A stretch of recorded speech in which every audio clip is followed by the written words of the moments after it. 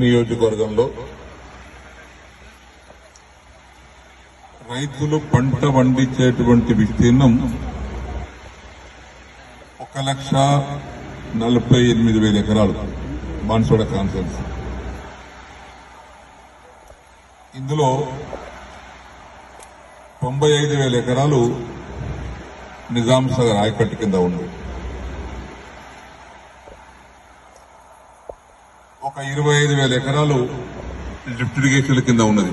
చిన్న లిఫ్ట్ ఇరిగేషన్లు, మాంజరకు పెట్టినట్టు లిఫ్ట్ ఇరిగేషన్లు, కిష్టాపూర్, కారేగాం, పోతంగల్, గంగిర్గా, చింతల్నాగారం, రైత్ నగర్,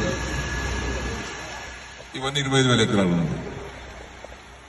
మిగిలిన 25,000 ఎకరాలు నిజాం సాగర్ నీళ్లు పోవు. నిజాం సాగర్ నీళ్లు పోనటువంటి ప్రాంతం మనం కూర్చున్న ప్రాంతం పైన. ఈ నీళ్లు పోనటువంటి ప్రాంతంలో రైతులు పంటలు వేసుకున్నప్పుడు యాసంగి పంటలో వర్షాలు, ఒకవేళ వర్షాకాలంలో వర్షాలు తక్కువ పడితే బోర్ల కింద వేసుకున్న పంటలు గాని, చెరువుల కింద వేసుకున్న పంటలు గాని, నోటికొచ్చిన పంట ఎండిపోయేటువంటి ప్రమాదం జరిగేది చాలాసార్లు. మొక్కజొన్న గాని, వరి పంట గాని ఒక్క తడిలో 2 తడిలో పంట పండుతాయి అనుకుంటే అవి బోర్లు నీళ్ళు సరిపోక చెరువులో నీళ్ళు అయిపోయి పంటలు ఎండుకునేటువంటి పరిస్థితి కూడా చూశాం. సో ఈ సమస్య పరిష్కారం చేయాలనే సంకల్పంతో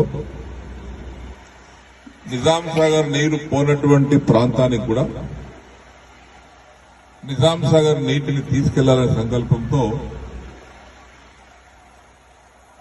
నిజాం సాగర్ కాలువ నీటిని మరలించి లిఫ్ట్ ద్వారా ఈ నాన్ కమాండ్ ఏరియాలో ఉన్నటువంటి గ్రామాలకు నీళ్లు ఇవ్వాలని సంకల్పం